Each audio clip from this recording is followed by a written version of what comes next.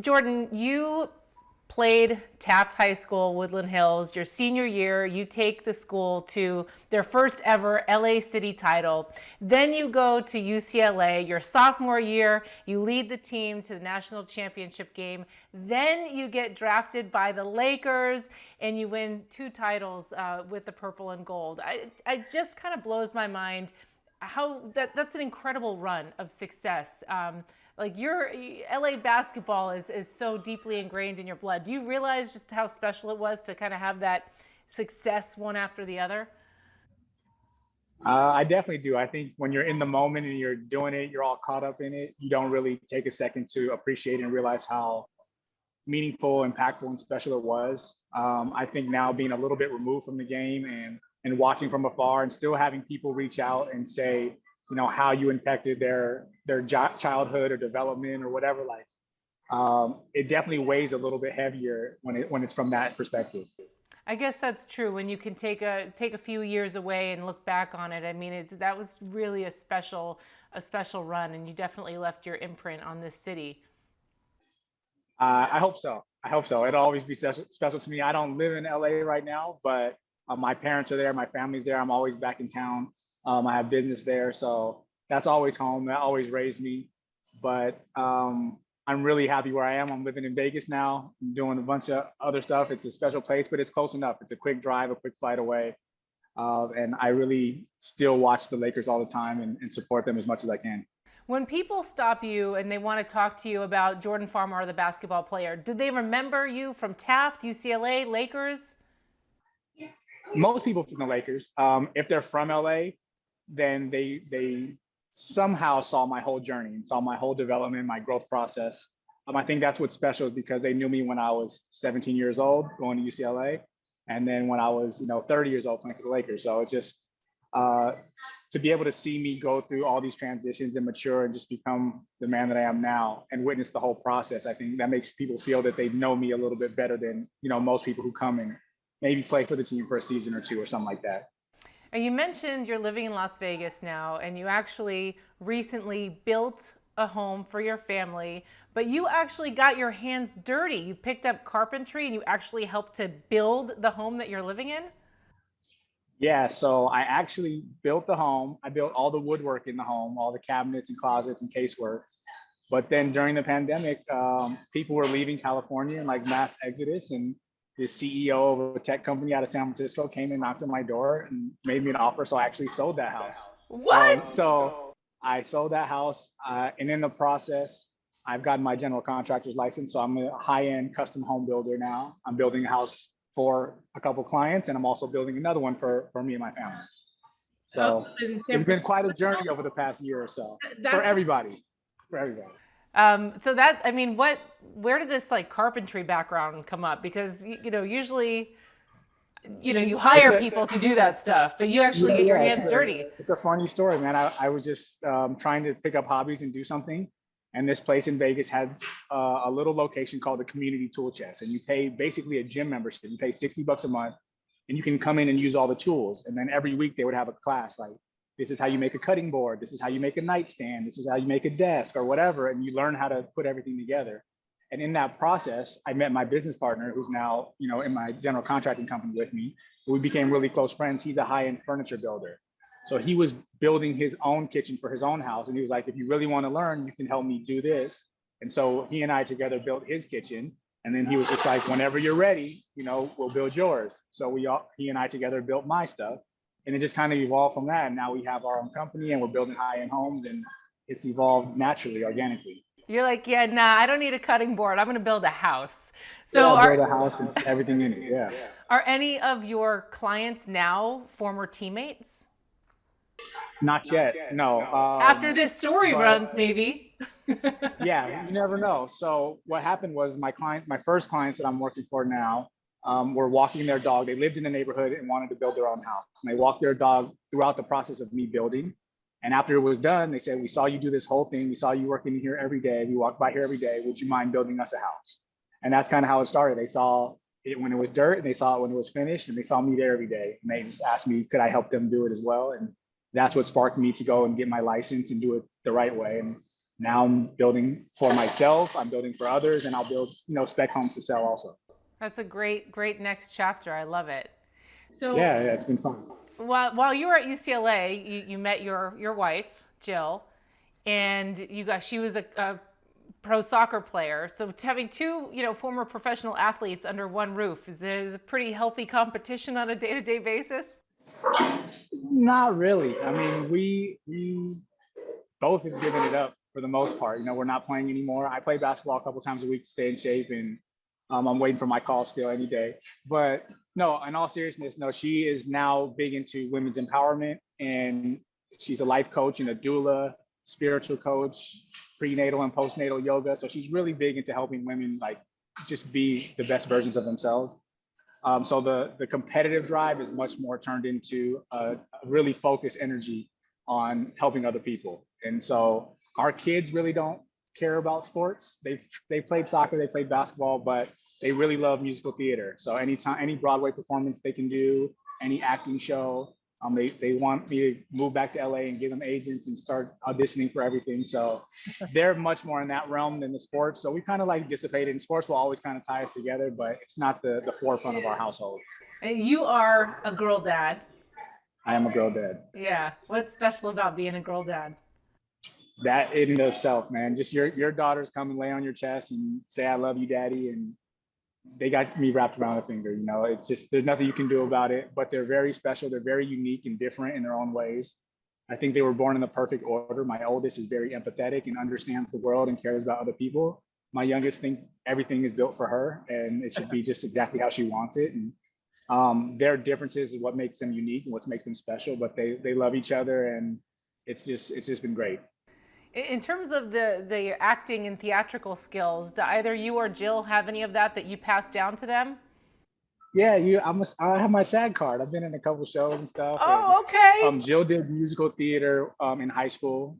One of her sisters was on Broadway in New York, and I guess it's kind of in our blood a little bit, but it's definitely in my kids. They don't want to do anything else.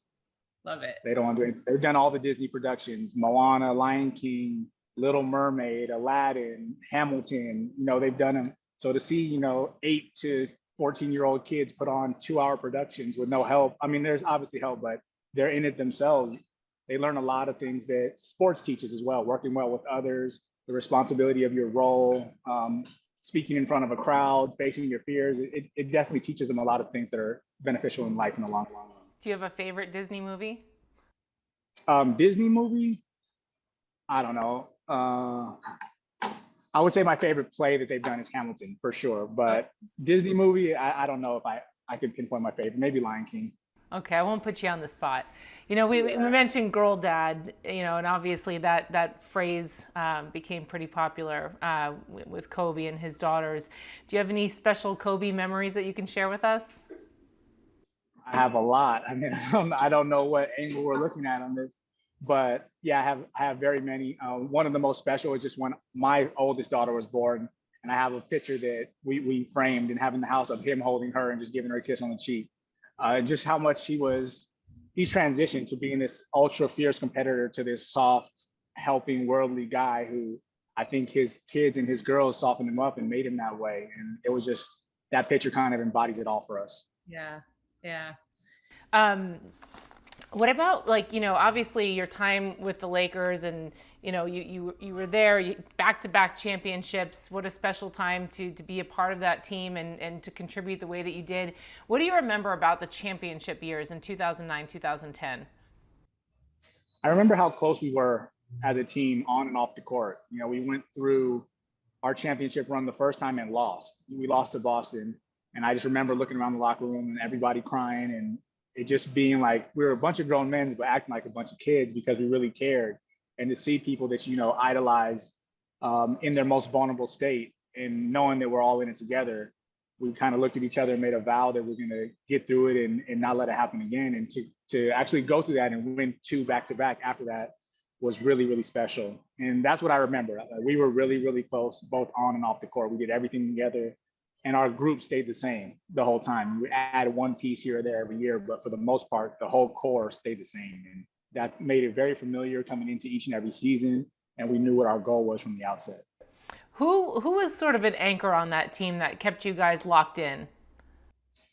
Um, it's different. I mean, it was a good cop, bad cop. Lamar was always like the good cop, the lighthearted guy that kept everything loose. Kobe was always like the really fierce, determined one. Powell was a leader in his own right, but he's very quiet. And obviously, Fish hadn't been through it a lot. And then we all kind of policed each other. We all just got along well. There wasn't really much that needed to be done. Everybody was focused and committed to the goal. We had a great group of guys. Luke, who's now coaching, was a coach in the locker room. He got hurt for the majority of it towards the back end, and he spent a lot of time with the coaching staff. So he was kind of like a liaison for us. And it was just a great blend of age and experience and us young guys coming in trying to make our mark and impact the team in that way. It was a great blend. We had two kind of different styles of play within the same team, and it works for us because we got, to give other teams different looks depending on who you went up against. Obviously, you got championship rings from those years. Is there any special memento that you saved, a piece of memorabilia that's in your own personal collection? My mom has everything. I mean, even like she has boxes and boxes of high school letters. Like she keeps everything. She'll every now and then go in the garage and send me an article, and I'm like, Mom, that was 20 years ago. Like it's all good. But yeah, we have all that stuff. And I don't know, maybe when I build this next house, I'll have a place to kind of like enshrine it all and put it up. Yeah, you need that. I need that. My dad had a really cool thing made for me where he had every ticket of the games that he went to in my college run.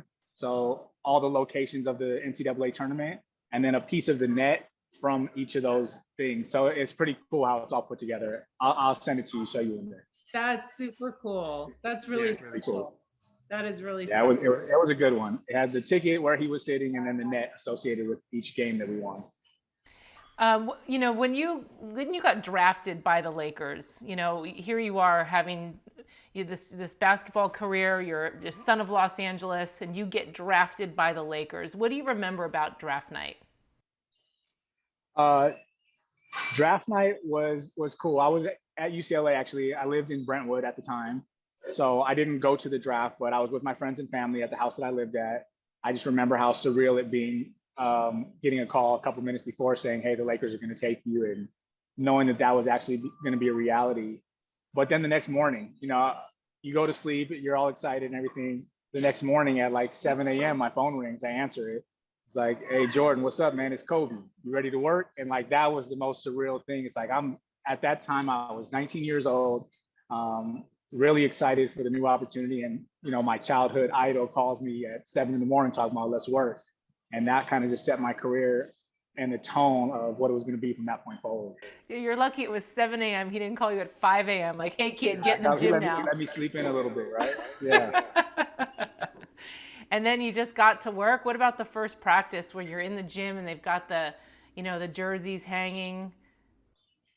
Yeah, at that time it was a little different. They still do the summer leagues now, but we had summer league in Long Beach. So you come in and the team, the team that you're going to be playing for isn't the team that you start working with. Mm-hmm. So I had a great summer league experience in Long Beach at the Pyramid, and I played really well. I was just excited to be part of it. And then I remember Phil Jackson calling me in the office and telling me, like, "You're not going to play that much." He's like, I don't like young guards. I don't like small guards for the most part. So you'll probably spend a lot of time in the D League. And I was just like, oh man, here we go. Like, it's not how I want to start. So it kind of lit a fire under me to not let that happen. And I was actually the first person to play in NBA games and D League games in the same day. So they would send me down, I would play the game, then they would call me back up and I would play the game at night. So I just they did it 3 times. You can only get sent down 3 times per season. So I did it for 3 days, like single days, where I would play in the morning and then play at night with the Lakers. So I had a couple long days, but for the most part, I was with the big team, and I ended up starting in the playoffs that year. My rookie year, we played Steve Nash and the Suns, and I started my rookie year in the playoffs. So it was just like from draft night, not thinking I was going to be on much of a part of the team and be playing much, to being the starting point guard in the playoffs was quite a whirlwind. And then Fish came next season, and then we won championships after that. So it was pretty fun.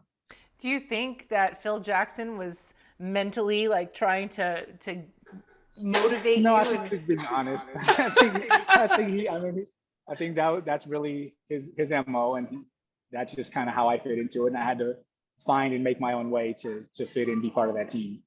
Who was your example of how to be a pro, how to navigate through the NBA life? I think I had a lot of them.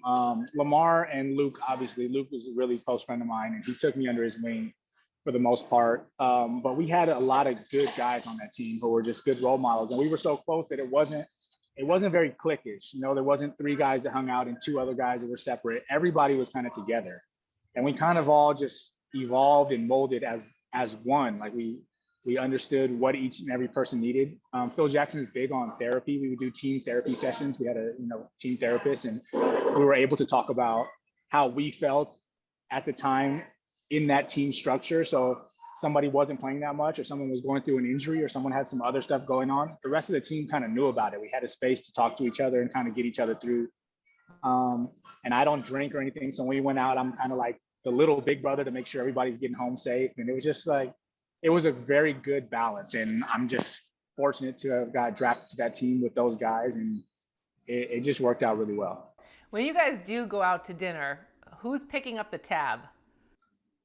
Oh, that's a great story. We have this game called Russian Roulette. So everybody takes their credit card out, take a hat off, and put all the credit cards in the hat. And then the waitress comes around, shuffles them up, and pulls them out one at a time. So as each card gets pulled out, it gets more and more intense. You hear your name and you're like, yes, I'm out, I'm good. But every time one gets out, your odds of paying get higher and higher. And so you see people start sweating. And of course, my rookie year, I'm 19 years old. We're playing in Milwaukee. We go out after the game. I don't get anything to eat, but I drink a Coke. They're like, nah, Jordy, you got something. You got to put your card in the hat. Of course, that $3,500 bill comes, and I get called last, and I got to pay a $3,500 Coke. Got to call my financial advisor and tell them I'm not out here tripping. Like, it's just part of the game, and you got to deal with it. So that's what we do in every city. It basically balances out. You pay for some, and you eat for free for some, but it's just fun gesture to go through with the guys. And it's funny when the guy who can't afford it gets hit with it more times than not. But we always take care of him a lot. I don't know if that balances out. A $3,500 Coke seems pretty steep. Oh, but then if you eat for a month for free, it's just like the same thing as if you paid every day. So. I love it. Any good pranksters on those teams? Everybody. Everybody. Yeah, everybody is all. It's like constant pranks. I mean, Adam Morrison gets traded to our team, and we played them in the Elite Eight. I think we played Sweet 16. We played Gonzaga. In one of like the classic NCAA games, and he started crying after the game. So he gets traded to our team, and they print out all these crying faces and plaster them all over the locker room. And that's basically like his welcome to the team moment, and that's just kind of like a microcosm of what was always going on in our locker room. We're always messing with each other, always playing around. And that's why I said we got along on and off the floor, which made it really enjoyable. It's brotherhood for life. For sure. Yeah.